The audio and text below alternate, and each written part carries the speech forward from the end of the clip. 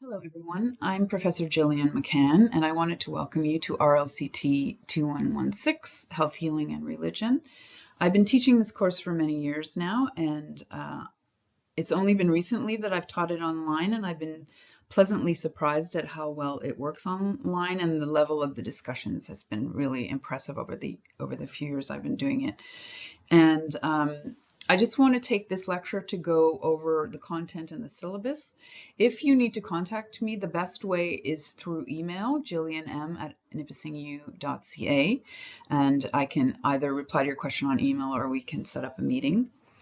So I wanted to talk about the overarching concept of the course, and this is the first time we're going to be using the textbook that I actually wrote. And as you're going to see, it comes directly from this course, so the questions I'm asking are also included in the textbook. And so it'd be interesting to get your feedback on how this works. So it's Health, Healing, and World Religions. Make sure to get the paperback edition. The hardback is very expensive. And then the other recommended reading is the dreaded research paper by Larry Patriquin, which is the best. It's a very short, easy read on writing a research paper at the university level. So if you want to improve your writing or you're new to writing these kind of essays, I really recommend that.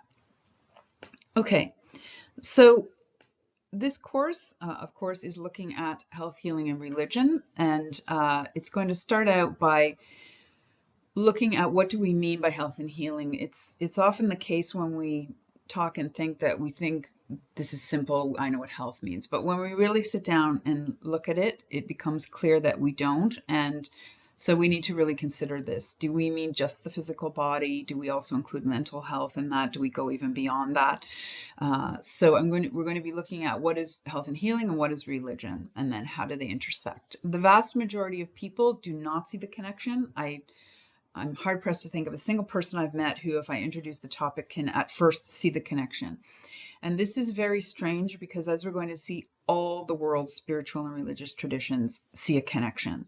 And so part of what we want to look at in this course is why it's seen as being so separate in our day and age. So I'm going to be asking you to grapple with these overarching topics as we move through the course. It's my wish that you also think about what it means in your own life. What do you mean by when you think about your own health? Because this is obviously central to all of us. So I'm going to start out by looking at those overarching concepts. I just want to look at the methods of evaluation. I know I don't have to say this, but please look at the plagiarism policy because AI is not permitted, and if you use AI, I will return it immediately to you. Yes, we can tell. And so the method of evaluation is first reflection paper. It is worth 15%, and it's on the creation of a bodily metaphor. And I will do a whole lecture on what I'm looking for and what I want here. The second reflection paper, also worth 15%, is what is health. So this is where you really start to build out your idea of what you think health is, and I'll be obviously giving you some basis in definitions from various sources, and then you can develop from there your own ideas. There's a final essay worth 30%, and then a final take-home worth 30%. Participation is 10%, and I take it from 5 substantive comments on the discussion boards. Now, obviously, you're invited to participate in as many as you want. I hope you do, but the minimum is 5, and that will get you 10%. Okay, so I want to move through. So more detail about those assignments is on your syllabus, which is available on Blackboard. So the week 1, we're going to be looking at paradigms of health and healing and bodily metaphors. So you get a sense of what I'm looking for there when we look at that in more detail. Then week 2, we're going to be looking at the religious roots of Western medicine. And this is always interesting to me. I have never met a doctor or a nurse who sees that connection. And they might have a vague sense of ancient Greece and that we use Latin and Greek when we're talking about health, but that's about it. And so I'm going to take this section of the course to look at the connections in the ancient world, but also how they come to us into the present. So for instance, through the Hippocratic Oath. So then we'll be moving on to indigenous traditions. I'm going to start out with looking at shamanism and neo-shamanism. And this isn't really a religion, it's more a technique. And we're going to see the technique of shamanism across religious traditions in things like the wounded healer. So I'll be talking about that, introducing that concept in that section. Then we're going to look at indigenous traditions. I'll be focusing on Turtle Island for this section because it's obviously a vast topic. It's international in scope. And so I will be looking at the impacts of colonialism on health and trying to look at health not just simply as an individual concern, but that the idea that many of you will be familiar with the idea of the social determinants of health. So the idea of how our social environment, how our political environment impacts our health. And so the obvious case being if you have a private medical system versus a universal healthcare system, for instance. So in this section, I want to look at how colonialism has impacted indigenous health and healing and the return to traditional approaches to health within many communities, and we're going to be doing a 4 directions exercise within that section. So I'm trying to include some practice as well throughout the course so that you think about your own health and healing.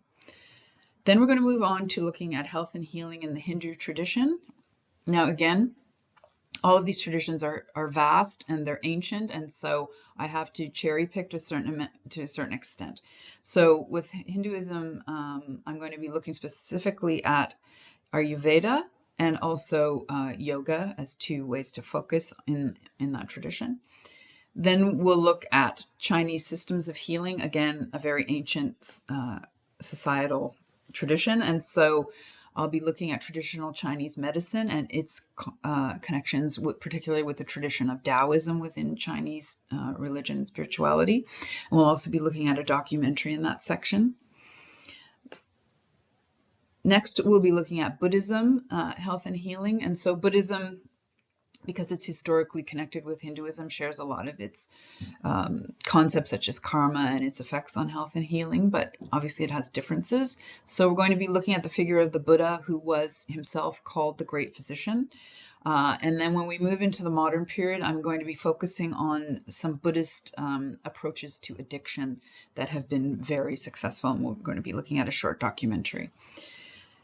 The next week is study week, so there's no class. Then we look at views of the body, health, and healing in the Abrahamic traditions. So in the traditions of Judaism, Christianity, and Islam, which are all sort of genealogically related and have a lot in common in terms of their basic understandings of religion. And so we're going to start by looking at Judaism and sections of the Hebrew Bible that have to do with healing. And as with the New Testament, there are many sections that have to do with healing that aren't often talked about, so we'll be focusing on some of them. And then we're going to also be looking at moving us into the modern period with Jewish approaches to healing that have kind of blended with New Age approaches to healing in the contemporary period. We'll then look at Christianity and the idea of Christ as healer, and some of you will know that Jesus Christ was known for his healing miracles. Again, these are often not looked at in a lot of detail anymore, which is quite strange because they make up a lot of the New Testament. So we'll be focusing on him as a figure, as a healer, as a paradigm of the healer, and also on how it was described in those texts. And then we'll be moving us through Christian history and into the history of the hospital system and into the present day, and we'll end with a short look at the hospice and palliative care movement. Then we're going to look at Islam and healing. This has been a little harder. There's not a lot written on this in English, so I'll be highlighting certain aspects of the tradition that it shares with the other Abrahamic traditions, but also some that are very particularly Muslim, and the whole ideal of the Hakim, the philosopher healer. So we'll be looking at that in the traditional Muslim system of healing that became particularly popular in India.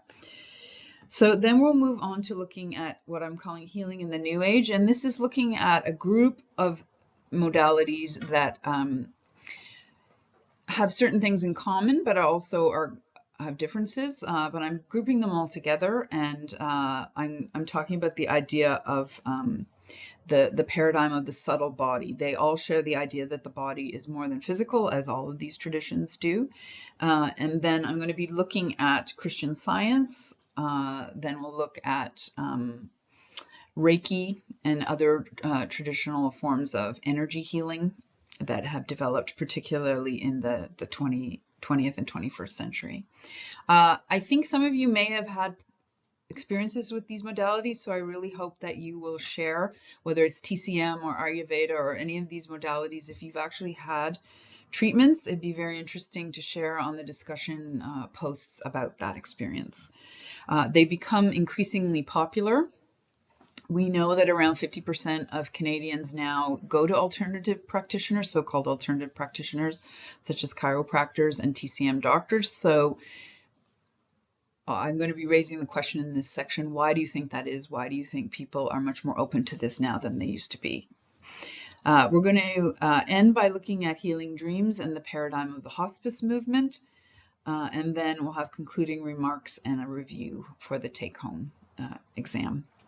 So I just wanted to welcome you to the course, give you a quick overview, and just really invite you to participate and to think about these ideas. It's such a, I always say it's so, in university, you're given this opportunity to really think deeply about these ideas. In normal life, for a lot of us, if you're working, you're dealing with practicalities. So we're going to have a chance to really look at these ideas and also create knowledge, because this is a cutting edge field, and there's actually quite not a lot written about a lot of this. So we're going to be working this out together. So I'm going to be very interested to meet you on the discussion boards, and hopefully you can introduce yourself to each other, and we'll move on to the next lecture.